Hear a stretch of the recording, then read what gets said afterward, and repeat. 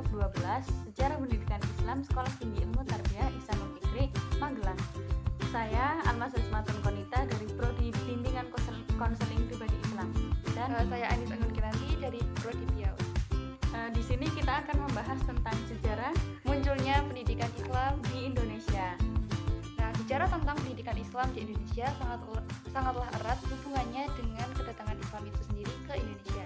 Dalam hal ini, Mahmud Yunus mengatakan bahwa sejarah pendidikan Islam sama lamanya dengan masuknya Islam ke Indonesia.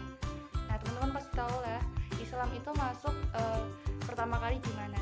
Yaitu di Sumatera Utara, tepatnya di daerah Aceh pada abad ke-7 atau abad ke-12. Islam dibawa ke Indonesia oleh para pedagang dari Arab, Gujarat, dan India. Mereka hidup berkelompok dalam beberapa tempat dan kemudian tempat-tempat itu menjadi pusat perdagangan. Nah, di sekitar pusat perdagangan itu mereka mendirikan sebuah tempat yang sederhana yang digunakan untuk ritual ibadah, yaitu sholat dan kegiatan lainnya tentang penyebaran Islam di Indonesia itu. Nah, di sini itu masyarakat Indonesia tampaknya nggak cuma tertarik sama perdagangan yang mereka bawa, tapi juga tentang keseharian yang dilakukan oleh masyarakat Muslim tersebut. Nah, sejak saat itulah Islam mulai digemari oleh masyarakat sekitar. Dan akhirnya sejak saat itu juga Islam semakin berkembang dengan adanya masjid, ya salah satunya, atau surau sebagai kegiatan lainnya.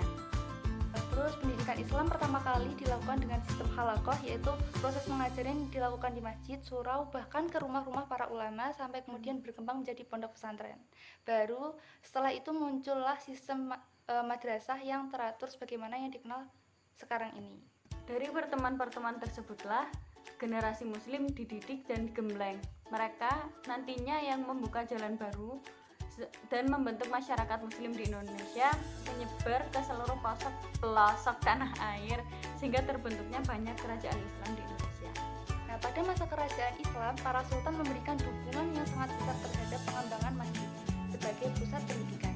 Di Jawa sendiri, Sultan Demak memberikan pembangunan Masjid Agung yang menjadi pusat keilmuan kerajaan di Bintara. Kemudian dukungan kepada para wali yang bertanggung jawab terhadap keilmuan agama Islam di Demak. Dari masjid itulah para wali merencanakan, mendiskusikan, dan membahas perkembangan Islam di Jawa, dan pada akhirnya mereka berhasil mengislamkan masyarakat di Pulau Jawa. Kan hingga saat ini masyarakat muslim di Jawa itu lebih banyak dibanding di pulau-pulau lainnya ya.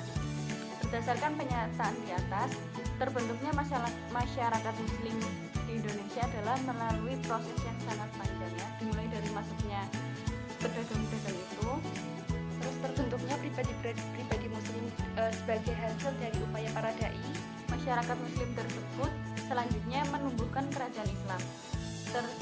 Tercatatlah sejumlah kerajaan-kerajaan Islam di Nusantara seperti Kerajaan Perla, Samudra Pasai, Aceh Darussalam, Banten, Demak, Cirebon, Mataram, dan lain sebagainya. Kemudian kegiatan pendidikan Islam di Indonesia lahir dan tumbuh serta berkembang bersamaan dengan masuknya Islam di Indonesia, bagaimana yang telah disampaikan di pernyataan yang atas ya. Memiliki periodisasi terhadap beberapa fase juga, diantaranya periode masuknya Islam ke Indonesia, periode pengembangan melalui proses adaptasi, periode pengembangan kerajaan-kerajaan Islam, periode penjajahan Belanda, periode penjajahan Jepang, periode kemerdekaan 1 yaitu Orde Lama, dan periode kemerdekaan 2 atau Orde Baru. Nah, untuk penjelasan lebih lanjut mengenai perkembangan pendidikan Islam di Indonesia pada zaman penjajahan, Orde Lama, Orde Baru, yang di situ madrasah itu terbentuk, itu akan dipaparkan lebih lanjut oleh kelompok selanjutnya ya. Cek aja YouTube-nya mereka. Demikian yang dapat menulis paparkan mengenai sejarah munculnya pendidikan Islam di Indonesia. Kurang lebihnya kami mohon maaf.